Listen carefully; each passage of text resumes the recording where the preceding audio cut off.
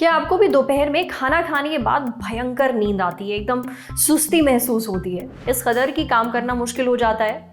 अगर जवाब है हाँ, तो आप अकेले नहीं हैं, ऐसा बहुत सारे लोगों के साथ होता है। पर कुछ लोगों में ये दिक्कत ज्यादा होती है, जैसे हमारे व्यूअर प्रताप। कॉर्पोरेट नौकरी में है, इसलिए दिन में सुस्ताना वो अफोर्ड नहीं कर सकते। पर प्रॉब्लम ये है कि दोपहर में खाना खाकर उन्हें इतनी ज्यादा नींद आती है कि आंख खोलना मुश्किल हो जाता है, काम करना तो दूर की बात है।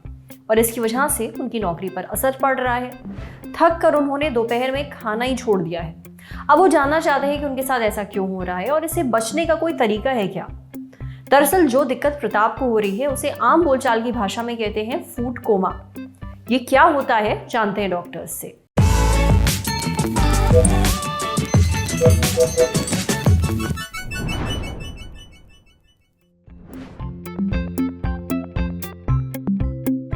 फूड कोमा एक बीमारी या एक लक्षण होते हैं जिसमें इंसान को खाना खाने के बाद कमजोरी आना, थकान आना या फिर ज़्यादा नींद आना होता है।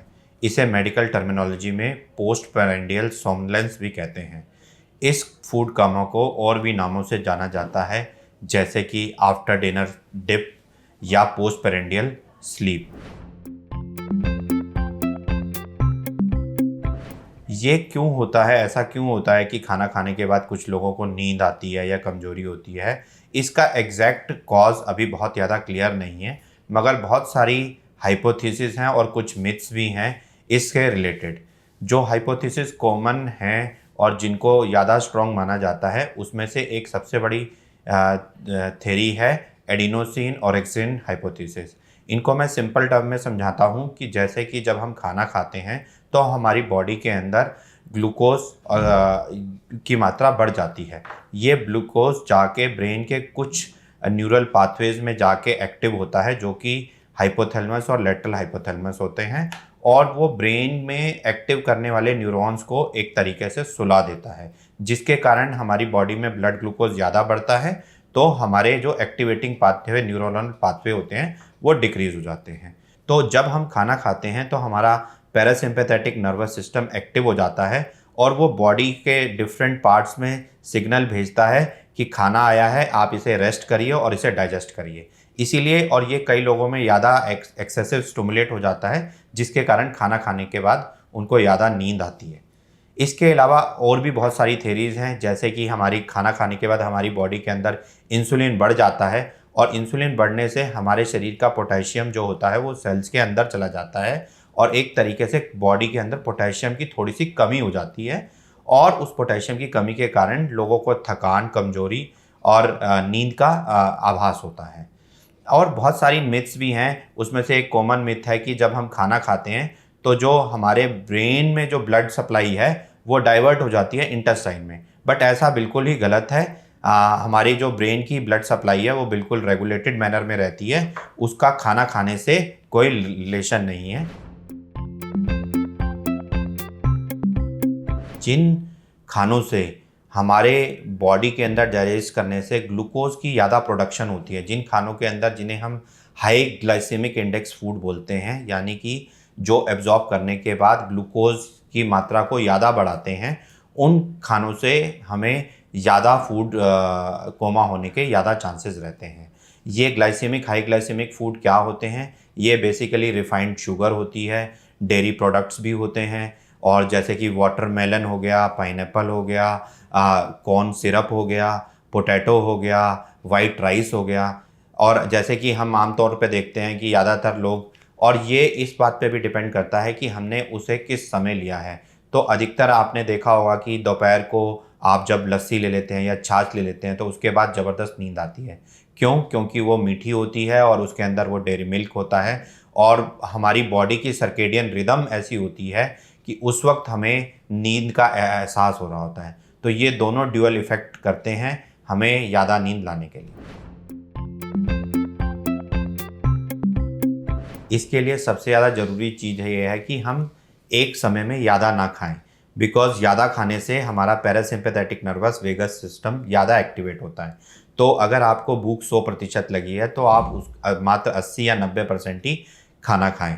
इसके अलावा सबसे ज़्यादा इम्पॉर्टेंट चीज़ ये है कि हाई ग्लाइसेमिक इंडेक्स वाले फूड जैसे कि जो मैंने बताया था कि जैसे दूध, वाइट राइस, पाइनएप्पल, वाटरमेलन, उनको भी कम मात्रा में लें और हमारी डाइट को बैलेंस रखें जिसमें इक्वल प्रोपोर्शन कार्बोहाइड्रेट्स, फैट और प्रोटीन्स का होना चाहिए। इसके अलावा अगर खाना खाने के बाद आपको ज़्यादा नींद आती है तो आप कोशिश करें कि आप 15-20 मिनट वॉक करें और जो आपका रूम है जहाँ आप खाते हैं या वो ब्राइट लाइट रहे ताकि आपको वो नींद का ज़्यादा आभास ना हो। इसके अलावा आप रात में अपना प्रॉपर स्लीप लें। आप 7 से 8 घंटे की कम से कम नींद लें और खाना खाने के साथ साथ अल्कोहल को ना कंज्यूम करें और डेली एक्सरसाइज करें और एक हेल्दी लाइफस्टाइल रखें जिससे आप फूड कोमा को अवॉइड कर सकते हैं। देखिए, खाना खाने के बाद थोड़ी बहुत नींद आना, सुस्ताना नॉर्मल है, पर अगर ये समस्या ज्यादा है तो डॉक्टर को दिखाइए, ये बेहतर है। साथ ही जो चीजें डॉक्टर साहब ने अवॉइड करने के लिए कही हैं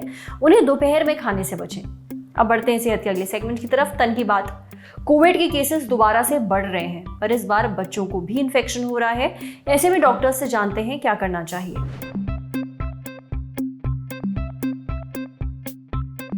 कोविड केसेस बढ़ने का दौर चालू है, पर इस बार बच्चों में भी कोविड इन्फेक्शन देखा जा रहा है, खासकर 12 साल से कम उम्र के बच्चों में।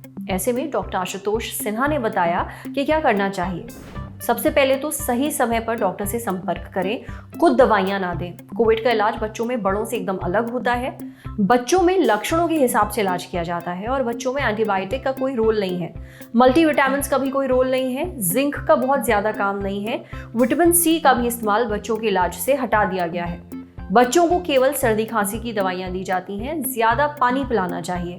बहुत लोग डर के मारे बच्चों को ऐसी दवाइयां दे देते हैं जिसकी जरूरत उन्हें नहीं है, जैसे कि अजिथ्रोमाइसिन, लेकिन कोविड के दौरान बच्चों को ये देने की जरूरत नहीं है। बच्चों में कोविड का इलाज बहुत ही सिंपल है। ध्यान दें कि कहीं बच्चे को सांस लेने में तकलीफ तो नहीं हो रही। बच्चे को ऑक्सीजन मॉनिटर करते रहें। अगर बच्चे का ऑक्सीजन ठीक है और वो खा पी रहा है तो आराम से घर पर इलाज किया जा सकता है। पर हाँ, अगर बच्चे का ऑक्सीजन ऊपर नीचे हो रहा है या तबीयत बिगड़ रही है तो देर ना करें, डॉक्टर को दिखाएं, क्योंकि हो सकता है उसे अस्पताल में एडमिट करना पड़े। समझे।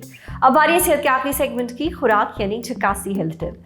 जानिए ओवर कुक यानी ज्यादा पक जाने से खाने को किस तरह का नुकसान होता है।